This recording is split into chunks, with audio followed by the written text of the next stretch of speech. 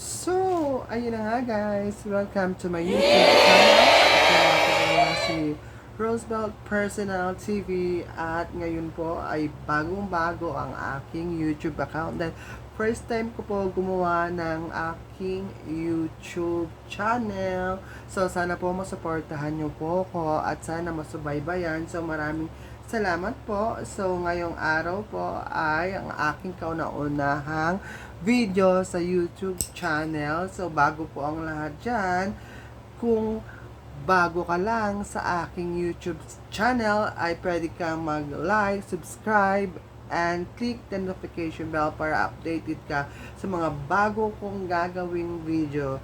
And for that, intro muna tayo guys.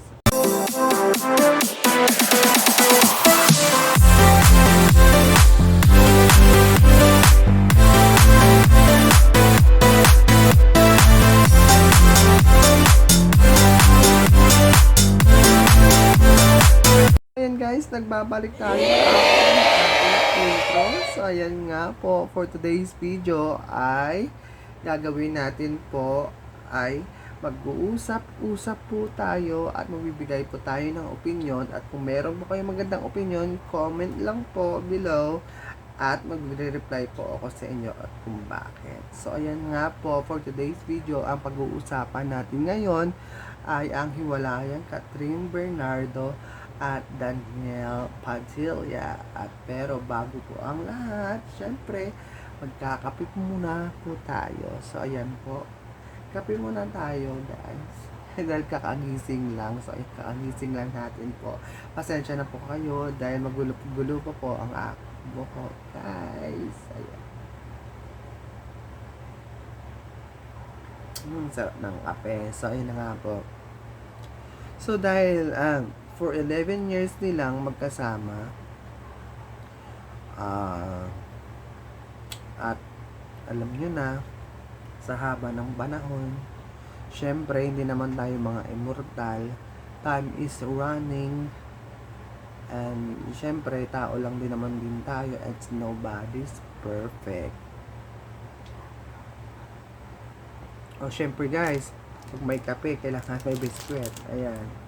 Hindi to sponsor guys, alam niyo naman bago po yung YouTube channel. Talagang paborito ko lang to. So ayan, bubuksan lang muna natin guys. Ayun.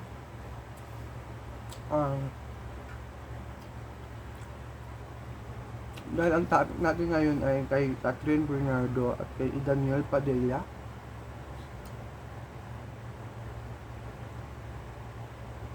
Siguro, himay-himayin na lang natin yung mga sitwasyon. Syempre po sa una, pag-uusapan muna natin si Catherine Bernardo. Catherine is, alam niyo naman po si Catherine ever since, nakita ko na po yan simula nung bata at paano magdalaga. And syempre, kung kaano niya rin kamahal ang trabaho niya. At syempre, makikita mo naman din sa personality ng tao. Syempre, kung ikaw marunong ka mag-psychology ng tao, makikita mo talaga kahit papaano, kahit konti na magkakaroon ka ng clue kung anong merong kategorya ang isang tao. So, Catherine naman, it's mabait. Sobrang bait naman din talaga ni Catherine. Yun lang ang naging problema dahil sa sobrang bait niya, yung weakness niya, doon pumasok.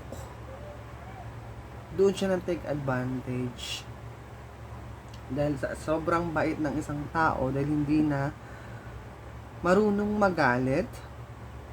So, ayan siguro, tumagal ng ganon, yung patient niya. Pero, wala naman tayong magagawa. Marupok talaga ang babae. Kahit ako marupok. Siyempre guys, wala tayong magagawa dahil marupok ang isang babae. Pero yun nga ang naging problema ni Catherine, dahil siya ay marupok at yung weakness niya hindi niya lalabanan. So yung anong negative kay Catherine. Ngayon naman ang naging positive naman din sa kanya ay ayun, napuno na nga ang ating big star Catherine Bernardo. So ayan, At syempre yun na nga, dahil nasagad na nga ating bida, so ayan na, ang naging positive sa kanya kasi naging matapang na siya sa experience niya. Kasi lahat naman ng tao napupuno. Syempre guys, lahat naman ng tao talaga is napupuno kahit sino. Syempre, Catherine Bernardo is still tao pa rin naman. So, ayan, syempre sumasabog din tayo. Syempre sa 11 years pa naman guys. Hello! Syempre, time is running. So, syempre, lahat ng tao is may hangganan. So, ayun na nga ang nangyari. So, if they're not meant to be talaga siguro para sa isa't isa is wala tayong magagawa. Do accept the fact. Malay naman natin, maayos pa. So, we will see. And guys, ang pag-uusapan naman natin ngayon ay si Mr. Daniel Padilla. So, Padilla. Ay uunahin muna natin ang negative thoughts sa kanya. Daniel Padilla, kung bakit naging negative dahil alam niya siguro sa relasyon ay siya ang nakakapag-desisyon ng lahat o mostly siya siguro talaga ang nagde-decide. And in the first place, siya ang nasusunod sa lahat ng gusto dahil siya ang lalaki. So siguro syempre sa lahat ng bagay, sa lahat ng oras, syempre hawak niya yung oras niya. Alam mo yung tipong na yung bossy ka sa lahat ng bagay na parang ganito, oy, ganito. Syempre naman yung isa, walang magawa dahil syempre bossy nga naman din ang tingin sa sarili niya dahil siya ang mahawak ng relasyon. Siya siguro ang nagdadala. Dahil yung ito naman ang isa, dahil may tiwala at syempre marupok ay okay lang kung saan man mapadpad o mapunta. So syempre yun na nga ang naging negative kasi nga ang isa naman si Daniel ay syempre bossy type.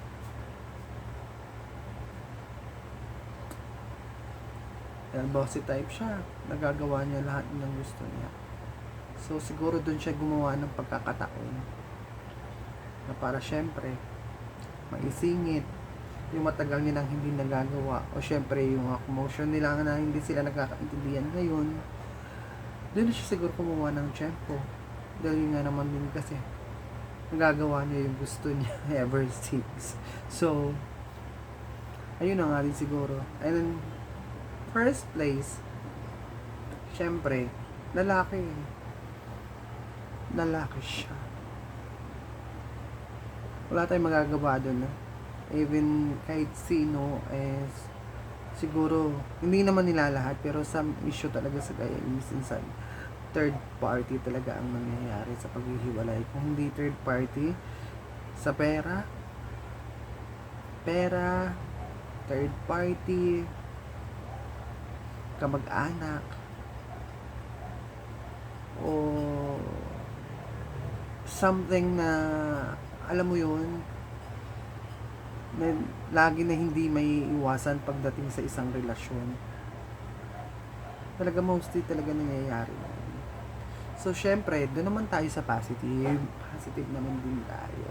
So for syempre Daniel Padilla, hindi naman halos lahat doon naman tayo sa negative sa kanila. Dahil syempre gumawa rin naman ng kasalanan niyan. Siyempre, hindi naman din tayo titingin doon sa ginawa niyang pagkakamali. Siyempre, titingin rin tayo sa nagawa niya mabuti, siyempre. Yun nga, siyempre for 11 years, inalagaan na rin naman niya si Catherine kahit pa paano. Pinakita niya rin naman niya si tao kung ano naman din yung concern niya kay Catherine Bernardo. At siyempre, very protective din naman din siya kay Catherine. Pinakita niya rin naman talaga on and off kung gaano sila ka-sweet. Siyempre, alam mo na, siyempre, Daniel Padilla is a type of guy na, alam mo yung, na, siyempre, gusto lahat ng babae, pag yung typical na, kung naghahanap, ideal man mo, siyempre, yung, guwapo, matangkad, tapos, nagsiselos pa, tapos protective. Siyempre, di ba? Sino pa naman hindi may in love at matutuwa dun sa ganun na protective na nga. Yung sales type na, alam mo yun, hinahanap mo na, gusto ko yan kasi nga, di ba? Nagsiselos, ganyan, protective ako. So, yun na naman ang naging maganda na pinakita naman kasi ni Daniel Padilla ang positive ways kay Patrick Bernardo na protective naman din talaga siya, ang on and off, and very sweet naman din talaga. So, ayun, guys, parang both ways naman din, siguro, titignan na lang natin ang panahon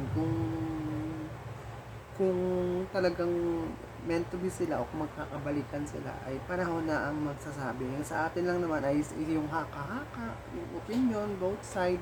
Syempre, diba, tao lang din naman din tayo at may karapatan din naman tayo bilang isang fans ng mga artista.